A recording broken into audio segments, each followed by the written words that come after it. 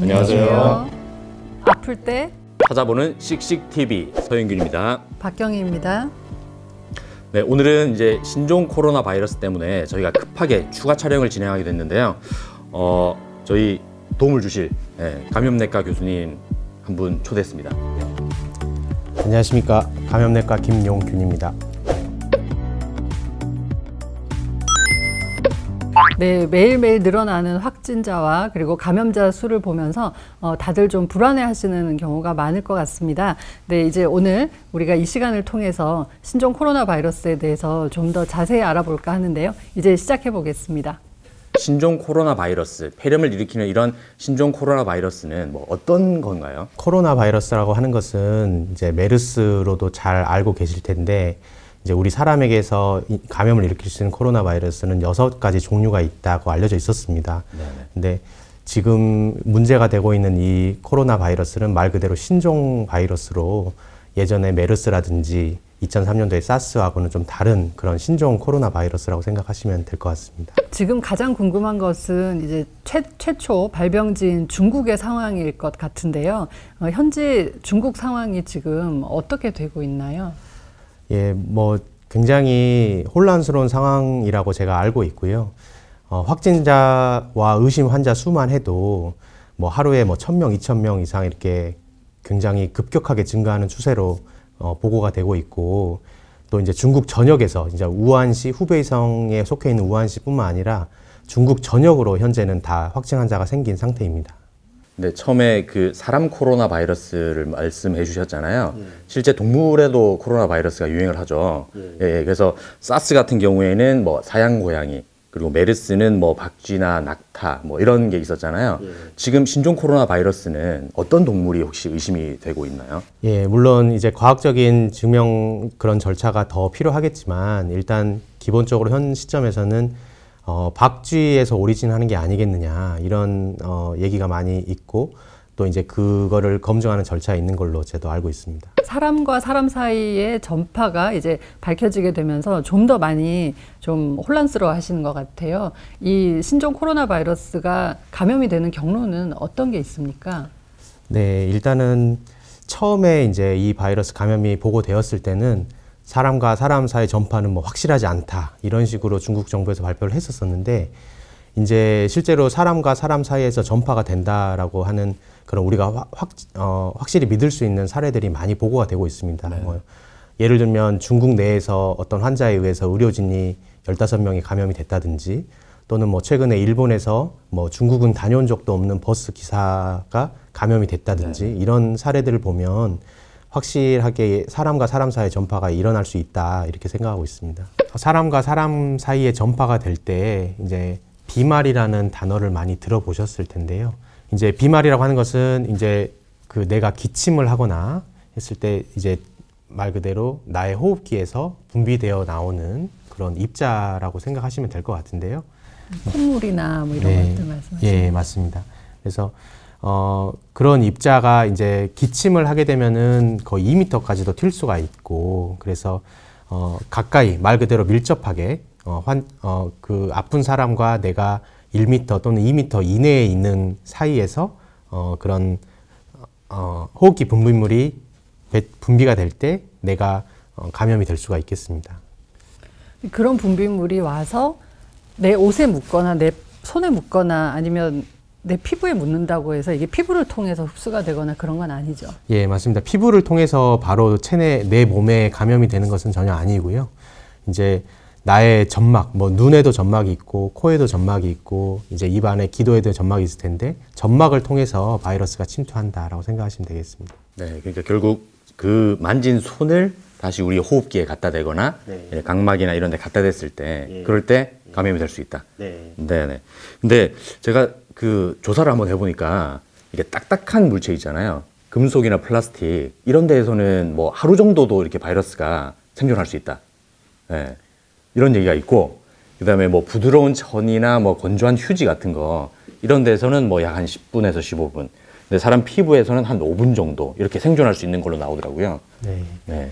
그래서 말씀하셨듯이 그 재질과 온도, 습도에 따라서 바이러스가 얼마나 생존할 수 있는지는 제각각 굉장히 다르고요. 그래서 예를 들면 금속 같은 그런 딱딱한 표면, 그런 데서는 수시간 동안 바이러스가 생존해 있을 수가 있습니다. 그래서 만약에 그런 표면을 내가 만지고 그러면은 내 손에 눈에 보이지 않는 코로나 바이러스의 입자가 묻어 있을 가능성이 있고, 근데 이제 그 손 위생을 시행하지 않은 그 손으로 눈을 비비거나 코를 후비게 되면 이제 내 몸의 점막을 통해서 바이러스가 침투할 수 있겠다, 이렇게 이해하시면 되겠습니다. 최근에 어떤 동영상을 통해서 눈을 통해서 옮는다, 그러면서 눈을 쳐다보기만 해도 옮는다, 이제 이런 식으로 좀 오해를 하셔서 이제 잘못 얘기를 전파가 되는 경우가 있는데요. 그건 어떻습니까? 그러니까 일단은 기본적으로는 눈만 봐서 전염이 된다라는 것은 이제 그렇게 믿으시면 안 될 것 같고요. 안 된다고 생각하고요.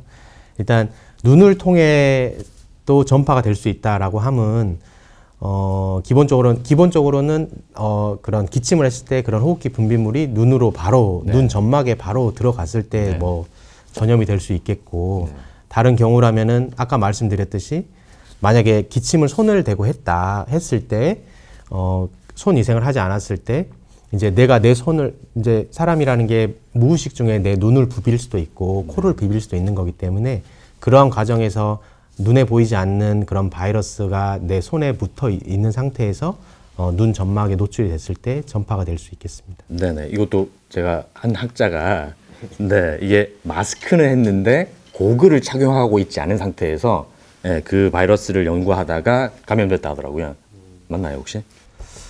예, 이론적으로 가능한 얘기고요. 그래서 고글을 이제 의료 현장에서 일반 시민들께서는 고글까지는 착용을 안 하시겠지만 이제 실제 그런 의심 환자를 진료한다든지 그런 상태에서는, 그런 병원 현장에서는 의료진들은 눈을 보호하기 위해서 고글 또는 그런 안면 가리개를 사용하면서 환자 진료를 하고 있습니다. 많은 분들이 그러면 중국에서 많은 것들이 만들어지고 그게 또 수입이 되고 유통이 되는 과정이 있는데, 그러면 거기서 만들어지는 그 원자재, 그러니까 그걸 가지고 와서 가공하는 식자재나 이런 것들은 우리가 안심하고 먹어도 되느냐, 아니면 혹시 이 택배를 많이 이용을 하게 되는데 이제 그런 과정에서 감염이 됐을 수도 있는 사람이 그걸 만져서 이렇게 이동을 했을 때 우리가 그걸 또 만지면 우리도 또 같이 옮는 거 아니냐, 상당히 많은 불안이 증폭이 되고 있거든요. 어떻습니까? 이게 식자재나 이런 음식물을 통해서 이렇게 전염이 되거나 하는 경우는 흔치는 않죠. 네, 그러니까 그렇게까지는 생각 안 하셔도 될 것 같고요. 일단은 기본적인 사람과 사람과의 접촉, 말 그대로 뭐 접촉, 또 그로 인해서 전파되는 게 대부분이기 때문에 이제 그런 음식이라든지 또는 택배 이런 문제까지 공포심을 가지실 필요까지는 없겠습니다. 네, 우리가 이제 접촉을 말씀을 하셨는데 우리가 어떤 바이러스든 간에 우리가 무조건 그 감염이 된 사람과 접촉을 했다고 해서 그 사람도 100% 다 그 질병이 걸린다, 이렇게 얘기할 수는 없는 거죠. 예, 맞습니다. 예. 그러니까 접촉을 하더라도 그런 내가 마스크를 쓰고 있다 또는 손 위생을 적절하게 했다 그러면은 심지어 확진 환자 접촉을 했더라도 내가 막아질 수가 있는 거고요. 이제 접촉을 했다고 해서 무조건 감염이 되는 것은 아닙니다. 그래서 그렇게까지 공포심을 가지실 필요는 없겠습니다. 근데 사실 저희가 코로나 바이러스라고 알고 있는 거는 그러니까 보통 감기 정도의 그런 증상을 일으키잖아요. 근데 이번에 이런 신종 코로나 바이러스가 이렇게 심한 증상을 일으키는 원인이 있는 거예요? 일단은 말 그대로 신종이다 보니까 이제 사람들이 이제 그 새로운 바이러스에 대한 면역력이 없다 보니까 이제 사람 자체, 우리가 기본적으로 가지고 있는 면역력이 이제 그 바이러스를 이겨내지 못하는 그런 상황이 있어서 아무래도 더 심하게 임상 증상이 나타날 수가 있는 것 같습니다. 네네. 이 바이러스가 사실 RNA 바이러스잖아요. 그래서 변종도 되게 많고, 그래서 백신 개발하기도 힘들고, 그래서 실제 아까 말씀하셨지만 이전에는 없던 그런 바이러스가 감염이 되니까 건강한 사람까지 모두 다 감염이 될 수 있는 그런 상황에 이르는 거죠, 그죠? 네, 그렇게 생각하셔도 됩니다. 네, 저는 처음에 우리가 우한 폐렴이라고 얘기를 했었잖아요. 그런 것처럼 이 신종 코로나 바이러스가 이제 폐렴을 일으킨다, 이렇게 알려져 있었죠. 근데 되게 독감, 그러니까 인플루엔자에 의해서 생기는 독감이나 이런 것들이 무조건 다 폐렴을 일으키지는 않지 않습니까? 대개는 호흡기 증상과 뭐 발열이라던가 뭐 근육통이라던가 이런 증상들이 되게 주되고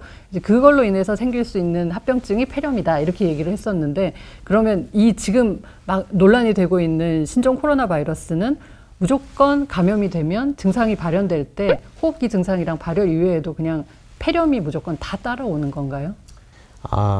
그러니까 이제 일반적으로 독감 예를 들어 주시기도 했는데 일단 우리가 지금 문제가 되고 있는 신종 코로나 바이러스 감염도 모든 환자가 다 100% 폐렴으로 진행되는 건 전혀 아닙니다. 그래서 물론 이제 추가적인 통계가 나와봐야 되고 추가적으로 과학적인 그런 분석이 있어야겠지만 현 시점에서 보기로는 그래도 열에 한 8명, 7, 8명 정도는 폐렴으로 진행하지 않고 상기도 감염 수준에서 이제 환자분들이 이제 진단되고 또 치료되고 완치되지 않느냐 이렇게 보고 있고 이제 일부 한 뭐 20% 정도 폐렴으로까지 이제 진행할 수가 있는데 이제 그 중에서는 그 한 20% 정도 폐렴으로 진행되는 분들에서 또 한 4분의 1 정도는 굉장히 좀 위중한 상태로 간다 이렇게 지금 그 정도 통계를 지금 생각하고 있는 것 같습니다. 네, 방금 그 증상 말씀해 주셨지만 이 증상 자체가 굉장히 모호한 그냥 발열 그다음에 호흡기 증상, 그냥 일반 감기로 의심될 수도 있고, 그다음에 최근에 유행하고 있는 독감이랑도